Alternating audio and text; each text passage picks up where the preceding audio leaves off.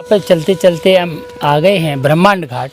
यही वो जगह है जहाँ माता को, यशोदा मैया को संपूर्ण ब्रह्मांड के दर्शन हुए थे। कहा जाता है कि मैया यशोदा को जैसे ही उनकी सखियों ने बताया कि कान्हा मिट्टी खा रहे हैं यमुना के तट पे खेलते हुए, तो मैया ने जाके उनका मुंह चेक किया। कान्हा ने मुंह खोला तो मैया ने देखा कि वहाँ मिट्टी की जगह संपूर्ण ब्रह्मांड समाया हुआ है। यदि इस अलंकारिक कथा को हम अध्यात्म की दृष्टि से देखें तो श्री कृष्ण ने अपनी माँ को इस संसार के नासत्व की परिभाषा समझाई और उन्होंने अपने दिव्य रूप, अपने विराट रूप के दर्शन कराए।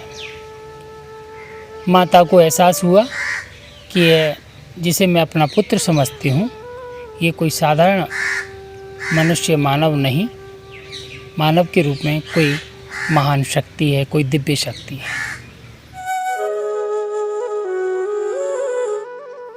और यही कारण है कि इस ब्रह्मांड बिहारी के इस मंदिर में मिट्टी के पेड़े का भोग लगता है।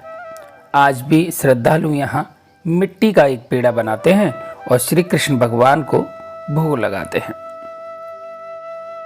दोस्तों, ये जगह बहुत ज़्यादा खूबसूरत है। यमुना नदी के तट पर काफ़ी सारे जो घाट बने हुए हैं बहुत ही सुंदर और प्राकृतिक हैं। यहाँ खूबसूरती, हरियाली देखने को ही मिलती है। आप यहाँ पर अपने परिवार के साथ आकर नौकायान भी कर सकते हैं। नदी में जब आप परिवार के साथ बैठेंगे और नौकायान करेंगे तो आपको एक अलग ही अनुभूति प्राप्त होगी। ब्रह्मांड घाट वैसे भी बहुत सुंदर बना हुआ है। यहाँ पे काफ़ी साफ सफाई भी मिलेगी आपको और काफ़ी सारे श्रद्धालु भी मिलेंगे। श्रद्धालु अलग अलग राज्यों के आए हुए यहाँ पे जब गीत गाते हैं तो एक अलग ही दृश्य प्रस्तुत हो जाता है। यहाँ चारों तरफ आप देखेंगे काफ़ी सारा वन है, प्राकृतिक क्षेत्र है पूरा। यहाँ की जो रेत है वो उसी के आधार पे यहाँ रमन रेती क्षेत्र बोला जाता है।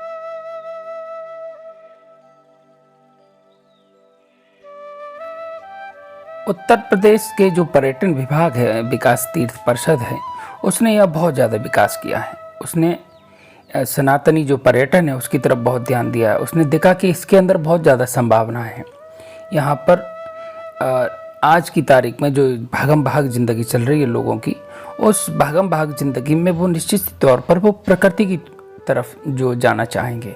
ये महावन क्षेत्र कहलाया जाता है। यमुना की मिट्टी से बनाया हुआ वो दोआब क्षेत्र का वो महावन है और इसी प्रकृति के सामने पे माने जाते हैं श्री कृष्ण। चूँकि ब्रज एक बहुत ही खूबसूरत हरियाली वाला एक प्रदेश है और यहाँ पर धार्मिक पर्यटन बहुत ज़्यादा है।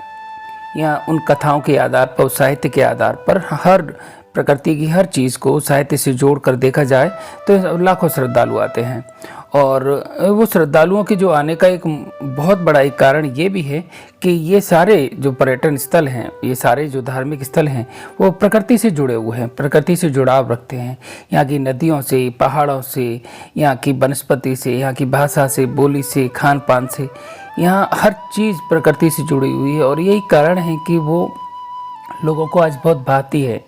लोग आज भागम भाग ज़िंदगी जी रहे हैं, शहरों की भागम भाग ज़िंदगी जी रहे हैं और उस भागम भाग ज़िंदगी से ऊब भी गए हैं।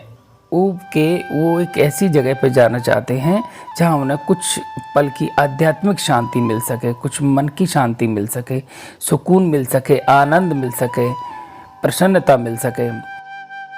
प्राकृतिक स्थानों का आप समय निर्धारण नहीं कर सकते, ये तो अजर और अमर हैं, इसीलिए इसको एक कथा के साथ जोड़ा भी जा सकता है। लेकिन उन महलों को, उन स्थानों को, पक्के मकानों को इस कथा के हिसाब से यदि हम जोड़ते हैं तो कहीं ना कहीं इतिहास और साहित्य में एक द्वंद्व पैदा होता है। इतिहास के हिसाब से ये जो महल हैं या जो स्थान हैं वो बहुत ही नवीन प्रकार की मिट्टी से, नवीन प्रकार के पत्थरों से और स्मारक बने हुए हैं, जबकि भगवान श्री कृष्ण का लगभग 6000 वर्ष पूर्व का एक कथा के अनुसार ये है कि मैया यशोदा ने जब उन कृष्ण भगवान को देखा कि वो मिट्टी खा रहे हैं, किसी के बताने पर, किसी सखी के बताने पर कि आपके कान्हा मिट्टी खा रहे हैं, तो जब उन्होंने कान्हा से कहा कि मुंह खोलिए, और कान्हा ने माँ को मना करते हुए मुंह खोला कि मैंने मिट्टी नहीं खाई। बोले कि तो मुंह खोल के दिखाओ, फिर नहीं खाई तो। जब उन्होंने मुंह खोला तो माँ ने देखा कि वहाँ संपूर्ण ब्रह्मांड जो है समाया हुआ है। तो एक चीज़ आप ये भी देखेंगे कि निश्चित तौर पर दो तरह के व्यक्ति होते हैं, ज्ञान मार्गी और एक भक्ति मार्गी। ज्ञान मार्गी निश्चित तौर पर ठीक है, वो ज्ञान प्राप्त कर लेता है, सच्चाई की ओर चला जाता है, सत्य के सफ़र पर चलता ही जाता है, लेकिन वहाँ उसे वो आनंद प्राप्त नहीं हो पाता जो भक्ति में है। भक्ति साहित्य भले ऐतिहासिक तथ्यों पर आधारित न हो, साक्ष्यों पर आधारित न हो, लेकिन उसके अंदर एक रस है, एक खुशी है, एक आनंद है। वो उस रस में आनंद होता है, भक्त उसमें मगन हो जाता है। वो भक्त कभी ध्यान ही नहीं देता कि इसमें क्या सच्चाई है और क्या नहीं है, ये चीज़ कब बनी, किसने बनाई, क्यों बनाई, क्या लेना देना, कुछ भी मतलब नहीं। उसको तो बस मस्ती से मतलब है, आनंद से मतलब है।